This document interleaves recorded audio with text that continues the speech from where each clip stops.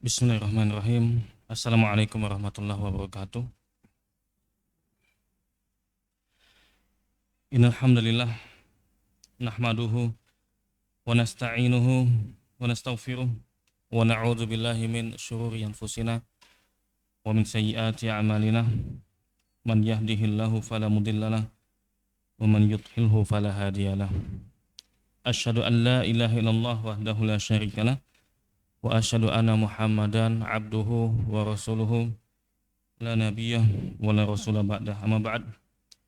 Fa ikhwati fillah, laqad qala Allah Ta'ala ya ayyuhalladzina amanu taqullaha haqqa tuqatih wa la tamutunna illa wa antum muslimun.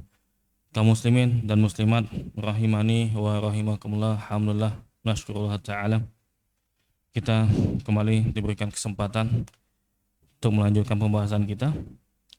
Insyaallah pada kesempatan kali ini kita masih membahas berkaitan dengan fikih dalam mazhab Syafi'i. Kita masih membahas tentang rukun-rukun salat, dan rukun selanjutnya di sini dijelaskan qala al-mu'allif rahimahullah wal julusul akhir wa tasyahhudu fihi. Duduk tasyahud akhir, membaca doa tasyahud akhir dan juga duduk tasyahud akhir. Di sini dijelaskan pertama kali duduk tasyahud akhir, kemudian membaca doanya. Maka yang kita bahas pertama kali ini, kita bahas duduknya dulu ya. Duduk tasyahud akhir. Mau nggak mau dia harus duduk. Nggak boleh sambil berdiri, namanya aja duduk. Tinggal masalahnya duduknya ini seperti apa? Apakah duduknya ini iftirosh apa tawaru? Apa seperti apa? Dan memang ulama ini beda pendapat. Kalau dalam mazhab Syafi'i, untuk tasyahud awal iftirosh, untuk tasyahud akhir tawaru. Nah itu. Nah, nggak ada papan tulis. Kita jelaskan aja ya. Kira-kira ada papan tulis. Kalau ada papan tulis kita tuliskan. Ulama beda pendapat, apa hukumnya ini, bagaimana posisi duduk tasyahud akhir. Yang pertama, pendapat Imam Abu Hanifah. Imam Abu Hanifah mengatakan tasyahud awal dan tasyahud akhir duduknya dengan cara iftirosh. Iftirosh apa sih iftirosh? Iftirosh ada tawaru. Tawaru itu artinya seperti kita misalkan sholat zuhur ya 4 rakaat ya. Nah kita kan tawaru itu mengeluarkan kaki kita di rakaat keempat. Nah gitulah, seperti di rakaat keempat itu namanya tawaru. Kalau iftirosh seperti kita berada di tasyahud awal itu, kaki kiri itu kita dudukin. Nah itu nama iftirosh. Kalau tawaru itu kaki kiri itu kita keluarkan dari sisi kaki kanan.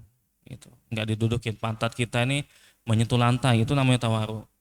Tapi kalau iftirosh, pantat kita ini menduduki kaki kiri. Nah, jelas insyaallah ya, jelas ya. Dalam pendapat Imam Abu Hanifah, tasyahud awal dan tasyahud akhir itu iftirosh. Berdasarkan hadis yang sahih, hadis riwayat Muslim. An Aisyah radhiyallahu anha wa kana sallallahu alaihi wasallam yaqul fi kulli rak'atain at-tahiyat wa kana yafrishu rijlahu al-yusra wa yansibu al-yumna. Dari Aisyah radhiyallahu anha, dulu Rasul alaihi salatu wasallam ketika setiap 2 rakaat beliau itu tahayat tasyahud, mengucapkan at-tahiyatulillah. Dan posisi duduknya beliau itu menduduki kaki kiri dan menegakkan kaki kanan. Artinya iftirosh. Menduduki kaki kiri dan menegakkan kaki kanannya. Berarti iftirosh.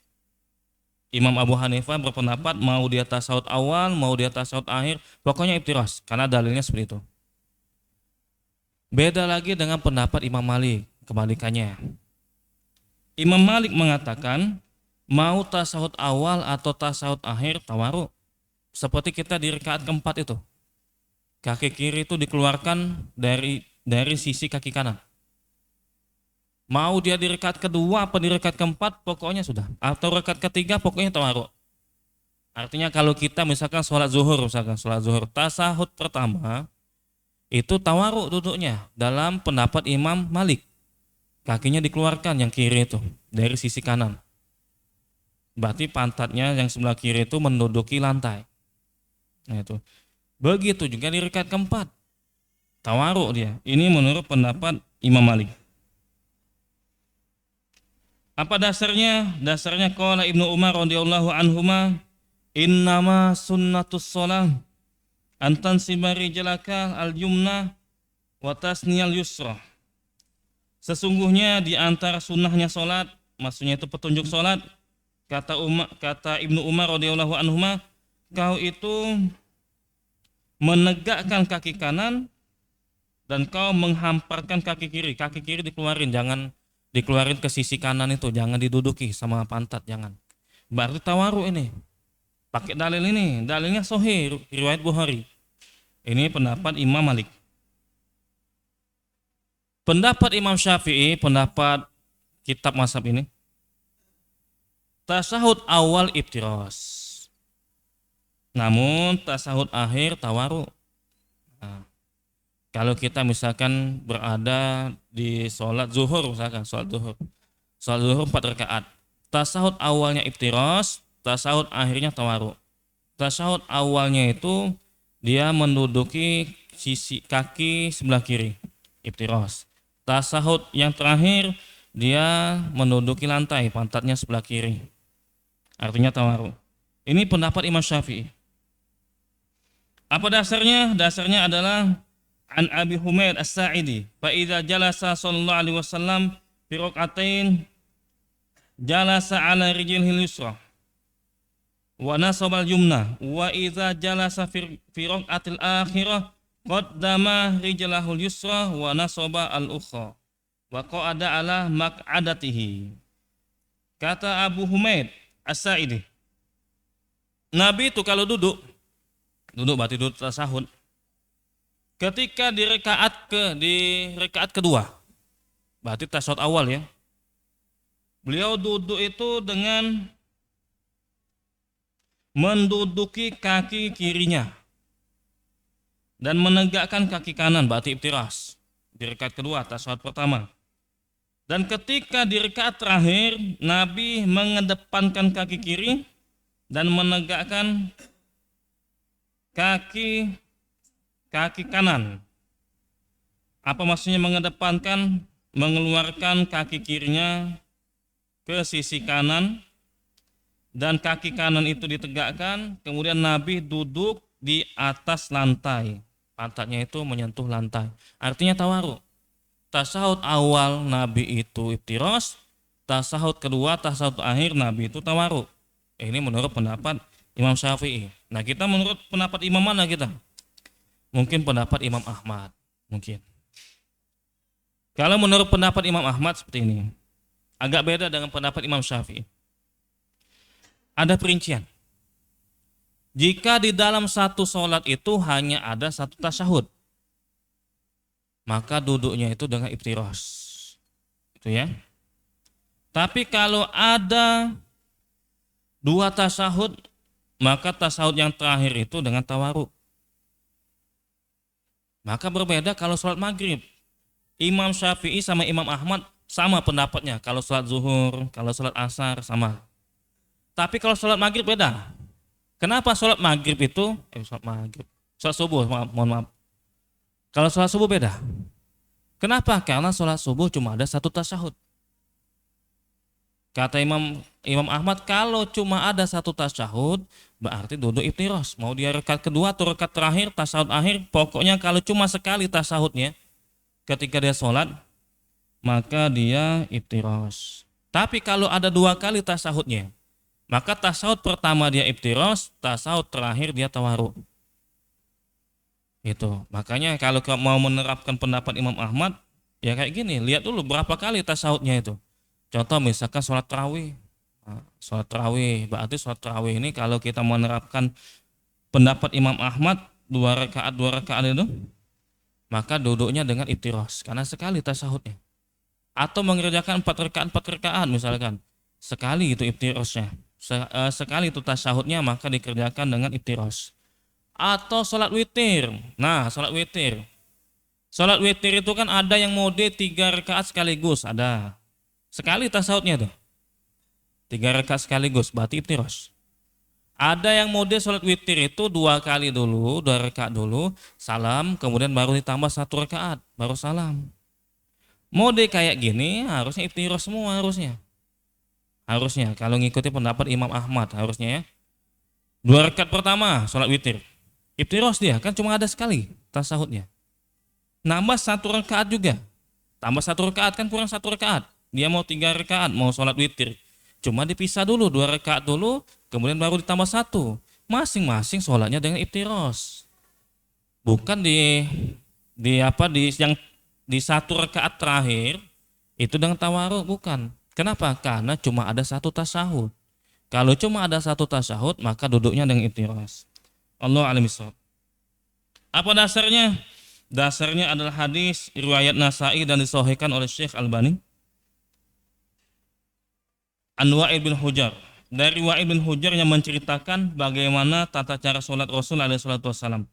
Kata beliau, annahu ra'an nabiyya sallallahu alaihi wasallam jalasa fi shalah fabtarasha rijalahul yusra wa wada'a dira'aihi ala fakhidhihi wa asyara bisabbabah yada'u biha. Rawahu Nasa'i. Kata Wa'il bin Hujar bahwasanya beliau pernah melihat Rasul alaihi salatu wasallam duduk ketika tasyahud, ketika dalam salat. Maka beliau iftirosh. Iftirosh beliau itu mengiftiroskan kaki kirinya dan meletak mengiftiroskan. Duduk iftirosh lah gitu intinya. Duduk iftirosh dan meletakkan kedua tangannya itu di atas pahanya dan mengisyaratkan dengan telunjuk ketika berdoa. Dari dalil ini kata Imam Ahmad atau ulama yang mengikuti pendapat ini, berarti kalau dalam satu sholat cuma ada 1 tasyahud maka dia duduknya iftirosh. Tapi kalau ada 2 kali tasyahud, tasyahud pertama dia iftirosh, tasyahud kedua dia tawaruk. Ini pendapat keempat. Pendapat kelima ada. Nah, banyak pendapat ya. Banyak pendapat, mending banyak pendapatan lagi dibanding banyak pendapat ini. Tapi harus disampaikan ini. Biar kita paham kan, oh kenapa dia duduknya seperti ini gitu. Karena semuanya ada dasarnya. Pendapat kelima menurut Ibnu Abdul Bar, boleh memilih terserah. Mau di rakaat keempat itu iftirosh, mau di rakaat keempat itu tawaruk terserah. Atau misalkan sholat zuhur, tasyahud pertama mau tawaruk silakan, tasyahud kedua mau iftirosh silakan. Ini pendapat Ibnu Abdul Bar. Kenapa? Karena kata beliau semuanya ada dalilnya. Nabi pernah iftirosh, Nabi juga pernah tawaruk. Makanya bebas katanya milih. Rakaat kedua tawaruk silakan. Rakaat keempatnya dengan iftirosh silakan. Ini menurut pendapat Ibnu Abdul Bar. Allahu a'lam bishawab. Saya lebih milih pendapat, jangan kaget ya. Saya lebih milih pendapat ulama Syafi'iyah sebenarnya. Yang mengatakan kalau sholatnya itu terserah mau dia ada 1 tasyahud atau 2 tasyahud. Kalau tasyahud akhir dia tawaruk. Tapi kalau tasyahud awal dia iftirosh. Berarti kalau sholat subuh saya pribadi, pendapat pribadi ya, tidak harus diikuti, tidak masalah. Kalau sholat subuh saya tawaruk. Kalau sholat subuh, sholat 1 rakaat, misalkan sholat 4 rakaat misalkan sekaligus atau seperti apa, saya lebih milih untuk duduk tawaruk. Dan ini bukan masalah sah atau tidak sahnya, enggak, tetap sah semuanya sudah. Yang penting duduk sudah, yang penting. Mau dia iftirosh semuanya sudah, tetap sah. Cuma abdulnya yang mana abdul? Abdulnya gimana kita tawaruk apa iftirosh itu ya? Tidak mempengaruhi sah atau tidak sahnya sholat. Kita duduk iftirosh atau tawaruk ini. Nah tadi sebenarnya mungkin kita banyak di antara kita ini yang lebih milih pendapat Imam Ahmad yang mengatakan kalau duduknya itu, kalau dalam satu sholat cuma ada 1 tasyahud, walaupun itu tasyahud akhir, maka duduknya iftirosh. Kalau seandainya ada 2 kali duduk tasyahud, maka duduk pertama itu iftirosh dan duduk keduanya itu tawaruk. Dasarnya tadi kan adalah hadis Wa'il bin Hujar. bahwasanya dia melihat Rasul alaihissalam duduk di ketika sholat, maka Rasul alaihissalam iftirosh dengan meletakkan kedua tangan di atas pahanya dan menunjuk. Ketika itu beliau berdoa. Berarti kalau berdoa tasyahud, kapan sih kita boleh berdoa ketika tasyahud? Tasyahud akhir, ya enggak? Kapan kita berdoa ketika tasyahud? Tasyahud akhir dibolehkan. Salah satu yang dianjurkan kita berdoa. Habis doa kita baca tasyahud akhir, kita bebas mau milih doa apa aja. Mau doanya berlindung dari fitnah kubur, fitnah dajjal, fitnah kematian dan seterusnya. Nah, redaksi hadis ini, Nabi itu ketika duduk ketika duduk tasyahud beliau iftiros, dan ketika itu beliau berdoa, menunjukkan yang dilakukan sama Nabi ini adalah tasyahud akhir. Bisa dipahami nggak sampai sini? Nah itu ya. Berarti kalau tasyahud akhirnya cuma sekali, iftiros Nabi. Ini pendapat yang dipakai oleh Imam Ahmad. Seperti itu. Apa indikasinya? Karena Nabi itu ketika dia iftiros itu, Nabi berdoa setelah itu. Nah, berdoa itu kan dilakukan ketika tasyahud akhir. Kita baca tasyahud akhir selesai, sudah baru doa bebas habis itu sebelum salam.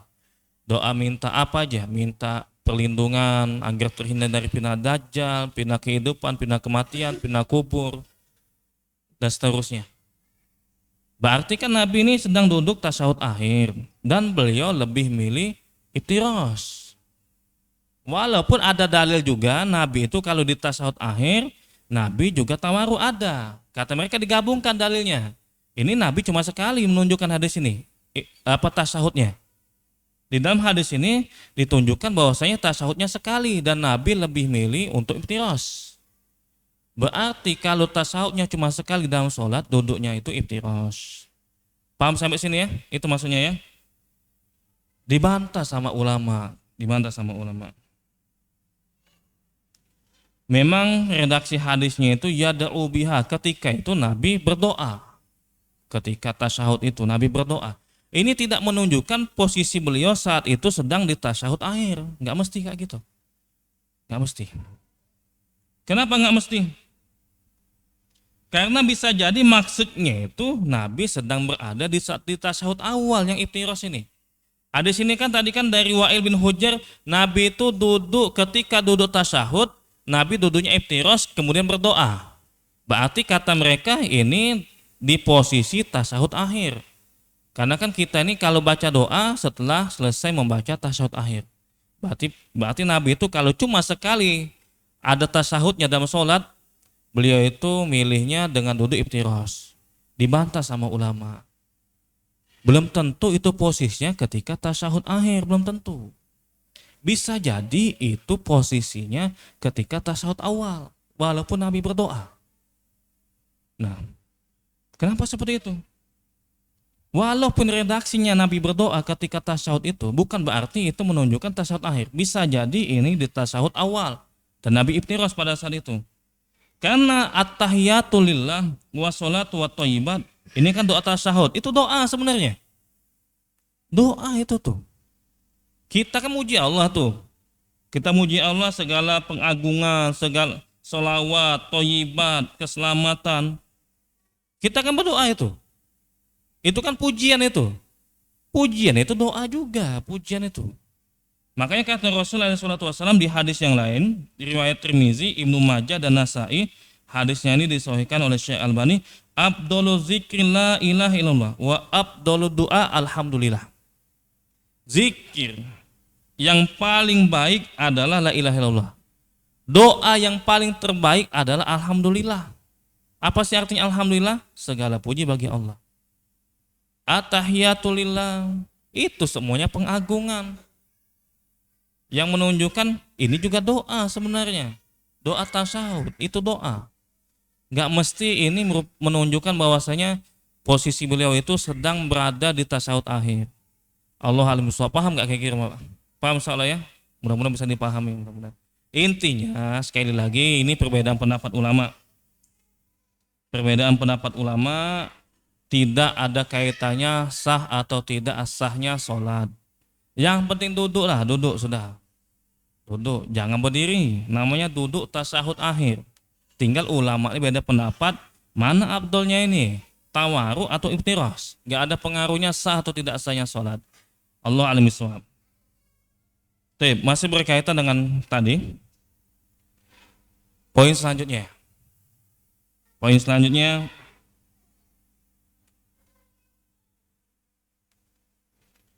Kita kan duduk tasyahud akhir. Dan kita itu disyariatkan untuk menunjuk. Tunjuk Pak ya? Menunjuk kan? Pertanyaannya kapan dimulai nunjuknya itu? Nah, ingat nunjuk ya, jangan pakai jempol. Malak Pak Ustaz pakai telunjuk jempol. Jangan, tak boleh. Dalilnya pakai telunjuk. Dalilnya itu. Tinggal pertanyaannya kapan itu ngangkat jari telunjuk itu? Kapan? Beda pendapat lagi ulama. Nah, namanya masalah fikih, banyak beda pendapat. Zahaba Syafi'iyah ila an yarfa'aha inda qauli illallah. Nah, kalau menurut pendapat ulama Syafi'iyah, ngangkat telunjuk itu ketika tasyahud itu ketika kalimat illallah. Asyhadu alla ilaha illallah. Nah, ketika illallah. Itu pendapat Syafi'iyah ya. Zahabal Hanabila ila annahu yarfa'uha inda dzikrillah ta'ala. Kalau menurut ulama Hanabila, ulama yang bermazhab Imam Ahmad, ngangkat telunjuk itu kalau sedang menyebut nama Allah. Nah, kapan nyebut nama Allah? Angkatlah. Itu ya. Ini pendapat ulama yang bermazhab Hambali.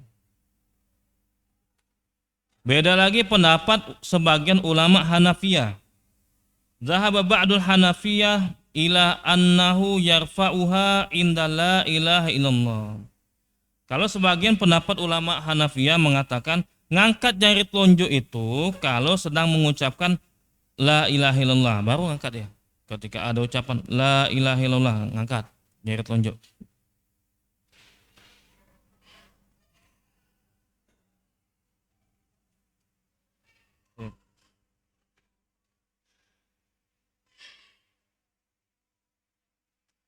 Pendapat ulama Malikiyah. Zahabal Malikiyah ila annahu yarfa'uha fi tahrikiha fi ibtida'i tasyahud ila akhirih. Kalau menurut pendapat ulama Malikiyah, mulai mengangkat jari telunjuknya itu ketika digerakkannya itu ketika masuk ke awal tasyahud sampai terakhir. Berarti dari awal. Pas awal-awal itu langsung dia angkat tangan. Nah, mungkin kita ini lebih banyak condong ngikuti pendapat ulama Malikiyah ini. Itu ya. Dari awal tasyahud sampai akhir. Itu.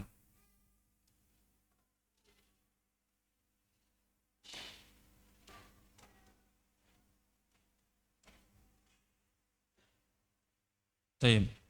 Allah alam bisawab.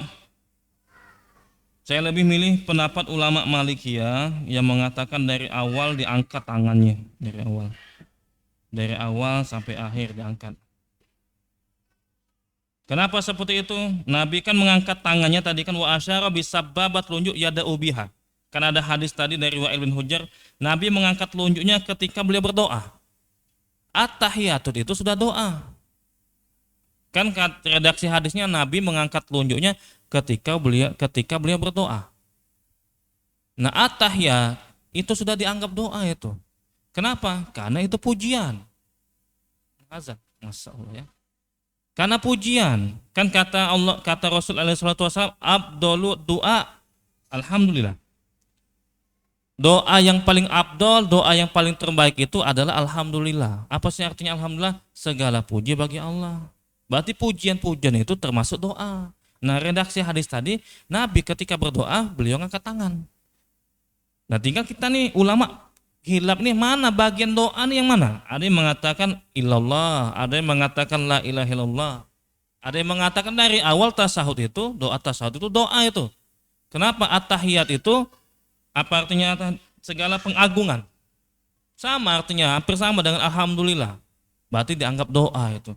Allah alam, saya lebih milih pendapat ulama Malikiyah yang mengatakan mengangkat telunjuk itu dimulai dari awal sampai akhir. Nggak ngangkat telunjuk nggak masalah. Nah, selesai. Kenapa hukumnya sunnah? Jangan diributkan, ini harus dari tengah, dari awal. Enggak pengaruh. Hukum mengangkat jari telunjuk itu hukumnya sunnah. Yang penting kita duduk ketika tasyahud. Diam aja kayak gini, diam. Nah, kadang-kadang ribut, mana Ustaz? Digerakkan apa enggak Ustaz? Nah, ini enggak ada pengaruhnya sah atau enggaknya. Enggak ada pengaruhnya. Dia diem aja sah, dia gini sah, dia gini-gini sah. Udah. Sah semuanya. Cuma ulama beda mana nih abdulnya ini. Apakah dari awal ataukah dari pertengahan ataukah di ujung. Kalau kita pun seandainya mengangkat jari telunjuknya itu ketika apa? Ketika di pertengahan itu kita dapat pahala sunnahnya. Atau ketika di akhir tasyahud, bentar lagi mau selesai nih doa tasyahud nih, baru ngangkat kita. Mau salam kita, baru mau ngangkat. Udah doa terakhir tasyahud baru ngangkat, tetap dapat sunnahnya. Selama masih dianggap tasyahud, dia sempat mengangkatkan jari telunjuk, maka dia tetap dianggap mengamalkan sunnah tadi. Cuma kan sunnahnya sebagian, nggak maksimal, hanya sebentar yang dia lakukan, itu ya. Allah alim shawab. Sekali lagi berisyarat dengan mengangkat jari telunjuk ini sama sekali tidak mempengaruhi sah atau tidak sahnya sholat. Allah alim shawab. Silakan azan.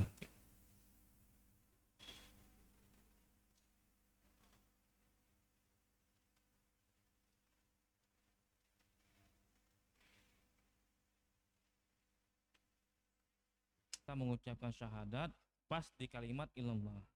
Itu kata beliau. Dan kalau seandainya jari kanannya, jari telunjuk tangannya ini terpotong atau sakit, maka tidak boleh digunakan jari yang lain. Nah, sakit Pak Ustadz, luka. Pakai yang kiri deh. Nah, jangan, nggak bisa. Tetap yang kanan. Sakit Pak Ustadz, yang telunjuk Pak Ustadz, pakai jempol, nggak boleh. Nggak boleh, tetap harus telunjuk ini. Karena petunjuknya dengan telunjuk. Nggak bisa diganti dengan jari lain. Allah alim bissawab. Kita lanjutkan dikit lagi ya.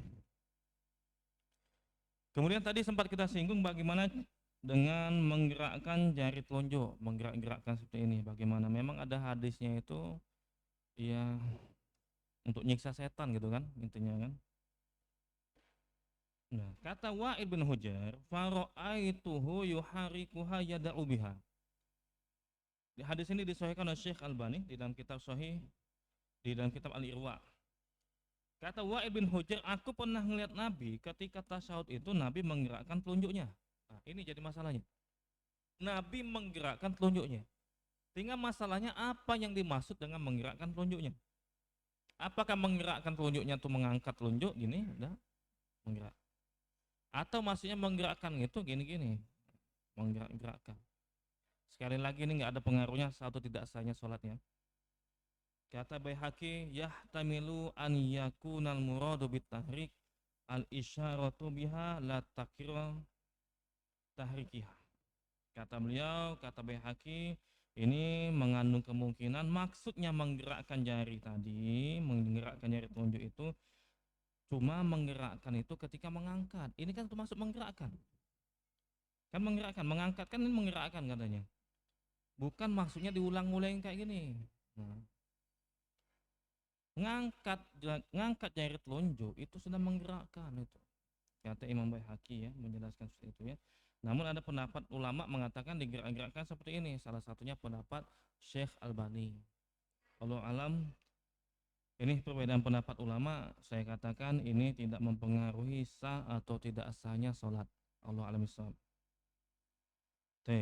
Lanjut selanjutnya ya. Yang terakhir, karena masih berkaitan dengan duduk tasyahud akhir, maka bagaimana cara mengisyaratkan telunjuk? Gimana caranya? Apakah gini, mana gini, gini apa gimana? Ada dalilnya caranya. Sampai megang mengangkat jari telunjuk, jari-jari yang lain gimana posisinya ada dalilnya. Masya Allah ya, sampai rinci seperti ini dalilnya. Yang pertama,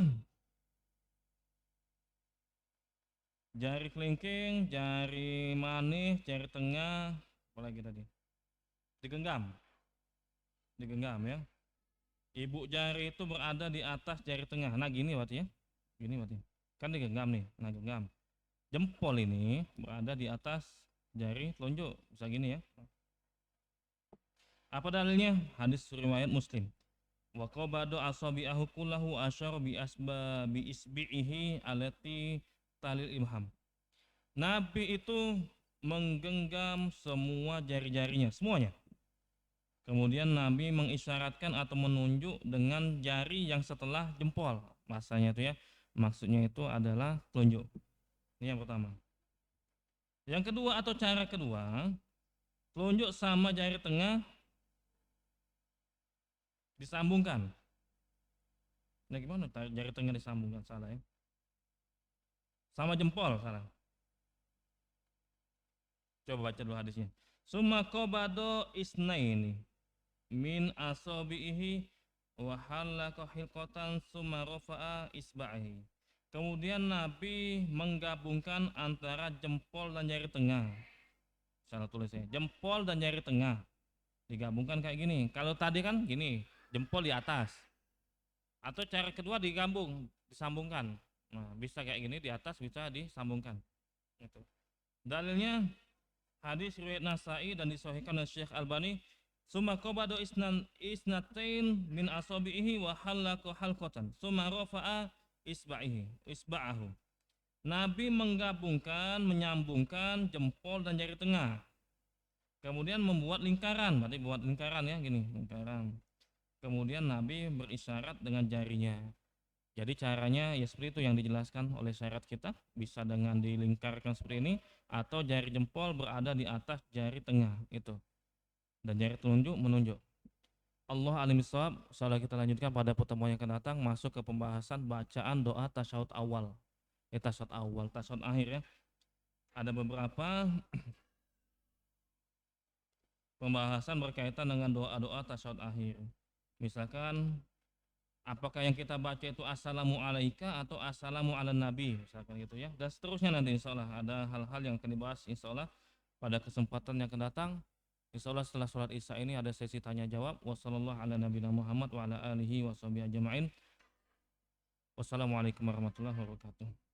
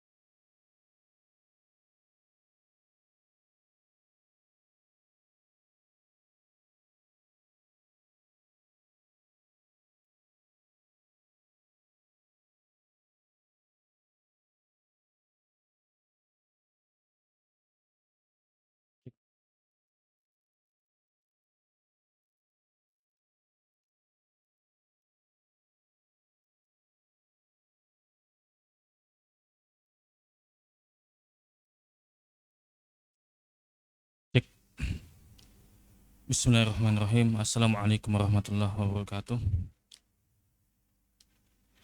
Alhamdulillahirabbil alamin wa bihi nasta'inu ala umuri dunya waddin wa nusalli wa nusallim ala nabiyyina Muhammad wa ala alihi wa sahbihi ajma'in. Ma ba'd, fa ikhwati fillah wa akhwati fillah, kita masuk ke sesi tanya jawab.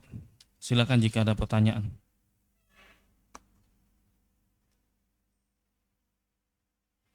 Kosong.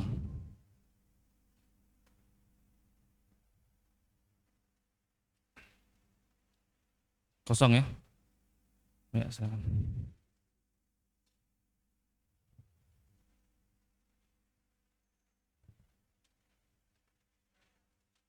Waalaikumsalam warahmatullahi wabarakatuh.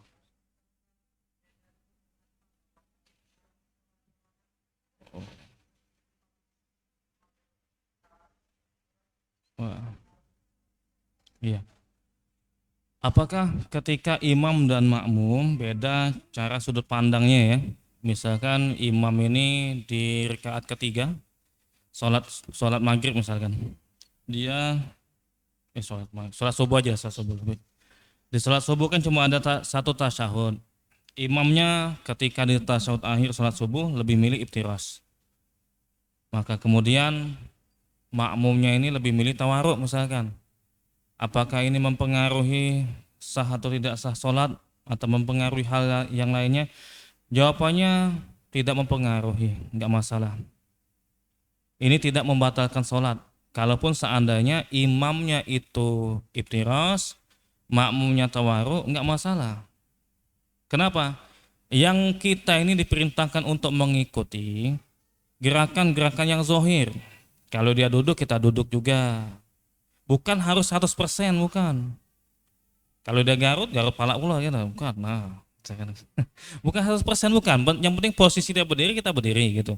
Yang penting posisi dia duduk, kita duduk. Walaupun beda sudut pandang, dia milih iftirash, saya milih tawaruk, nggak masalah. Itu pun kalau perbedaannya, walaupun dianggap perbedaan, itu perbedaan sedikit. Kecuali duduk sambil nguling tuh, nah bersama makmum, lain lagi ceritanya itu, ya. Jadi insya Allah tidak mengapa, tidak mempengaruhi sah atau tidak sah sholat kalau imam dan makmum beda dalam cara duduknya. Yang satu iftirash, yang satu tawaruk. Allah alim bissawab. Jelas insya Allah ya. Ya. Ada lagi pertanyaan? Ya silakan. Waalaikumsalam warahmatullahi wabarakatuh.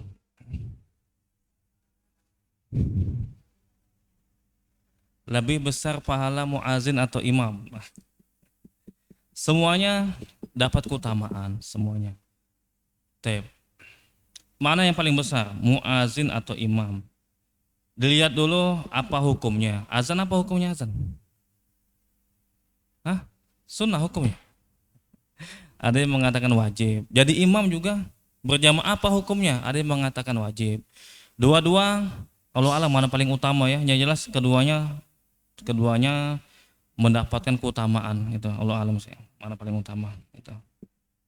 Ada lagi pertanyaan? Ya silakan. Nah. Kalau kita sholat tarawih langsung 4 rakaat Pak ya, 4-4-3 ya, posisinya kan, 4 kemudian salam, 4 rakaat salam, 4 rakaat lagi salam, kemudian 3 rakaat itu ya. Apakah kita ketika di rakaat keempat itu iftirash atau tawaruk? Yang 4 rakaat itu berapa kali tasyahud deh? Kira-kira kalau dia sholat 4 rakaat itu sekali ya, sekali kan tasyahud kan, cuma ada di tasyahud keempat, tasyahud terakhir, cuma nggak ada tasyahud awal, nggak boleh memang tasyahud awal. Taib. Mana yang paling afdol atau apa yang kita lakukan, iftirash atau tawaruk? Tergantung pendapat mana yang kita pilih. Nah, kalau milih pendapat Imam Syafi'i, apa tadi pendapat Imam Syafi'i, berarti dia tawaruk. Intinya kalau sholatnya itu tasyahud akhir, tawaruk. Tapi kalau pendapat Imam Ahmad, karena sekali cuma tasyahudnya, maka duduk iftirash. Nah, tinggal kita milih mana pendapat yang kita anggap lebih kuat itu. Allah alim bissawab. Ya, ada lagi pertanyaan? Silakan. Ya, silakan.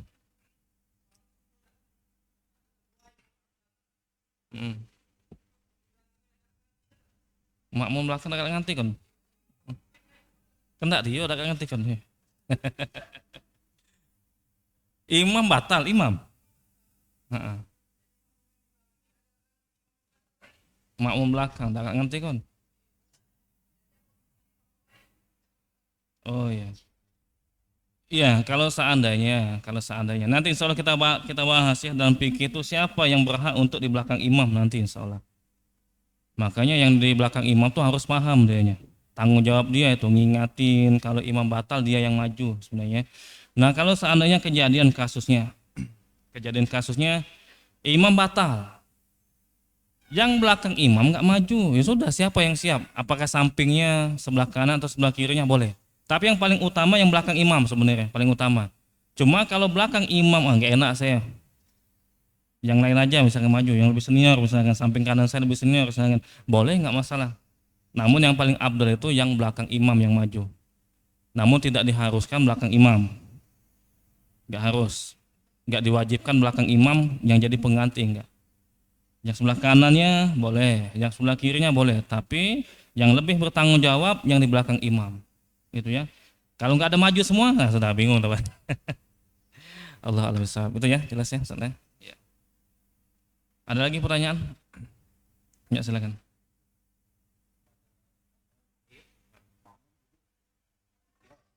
Heeh.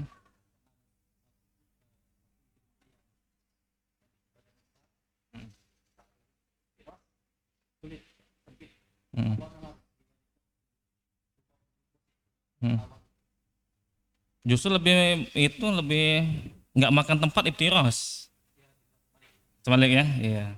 Awalnya dia tawaruk milih misalkan. Awalnya misalkan di rekat keempat tawaruk kan, misalkan tasawuf akhir. Tapi karena kondisinya sempit, misalkan sempit, maka dia lebih milih iftiros, boleh nggak masalah. Berubah posisi. Walaupun pendapat asal dia itu tawaruk hukumnya, yang lebih abdolnya itu. Tapi karena kondisi dia milih iftiros, ini boleh kan nggak masalah. Karena sekali lagi ulama beda pendapat mana yang paling abdol, iftiros atau tawaruk. Tidak mempengaruhi sah atau tidak sahnya sholat. Yang penting dia duduk tasyahud akhir, gitu ya. Maka dibolehkan itu dan tetap sah sholatnya. Allah alam bissawab. Ya, ada lagi pertanyaan?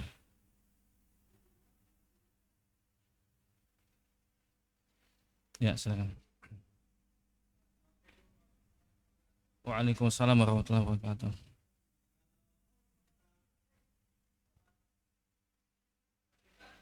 Apa?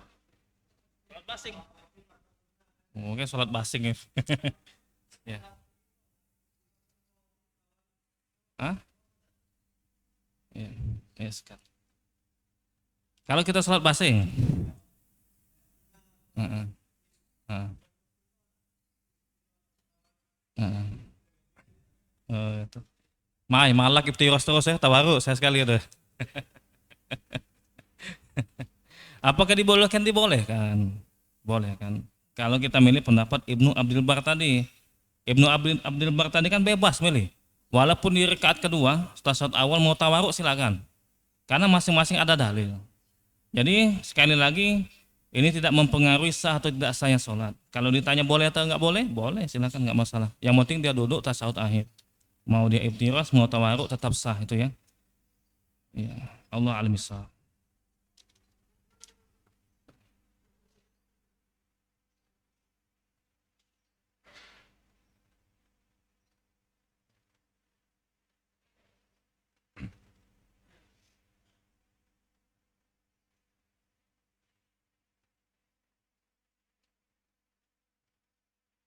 Ya, ada pertanyaan ini dari Umahat. Bismillah Ustadz, Afwan izin bertanya di luar tema, ya nggak apa-apa.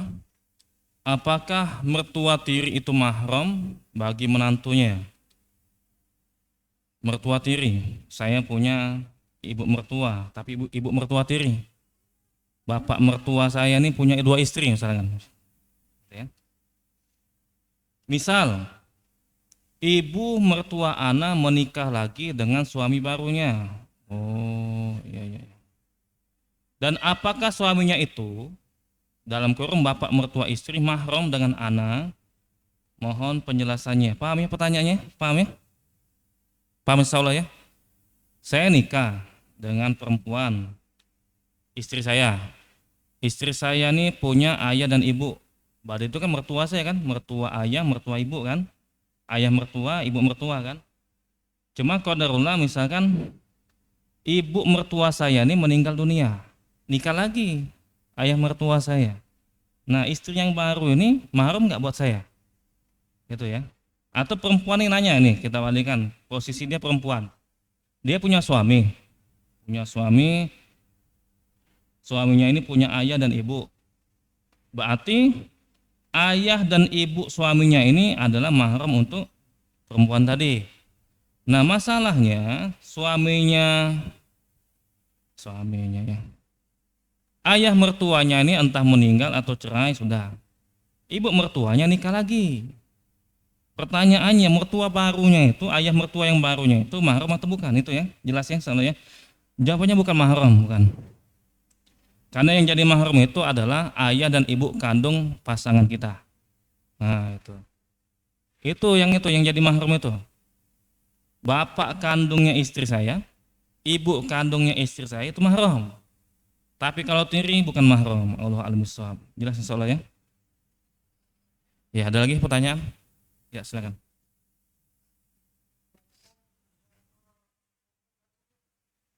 Hukum doa rukuk dan sujud. Kenapa? Belum nyampe kita di sebenarnya. Kalau dalam mazhab Syafi'i sunnah, mazhab Hambali wajib. Itu ya. Insyaallah nanti dibahas soalnya. Allah al-misab. Nanti insyaallah pada episode selanjutnya insyaallah. Gambarnya seperti itu. Lebih abdalnya mana? Baca aja. Lebih abdalnya sah salatnya insyaallah. Itu ya. Allah al-misab. Ada lagi pertanyaan? Ya, silakan. Waalaikumsalam warahmatullahi wabarakatuh.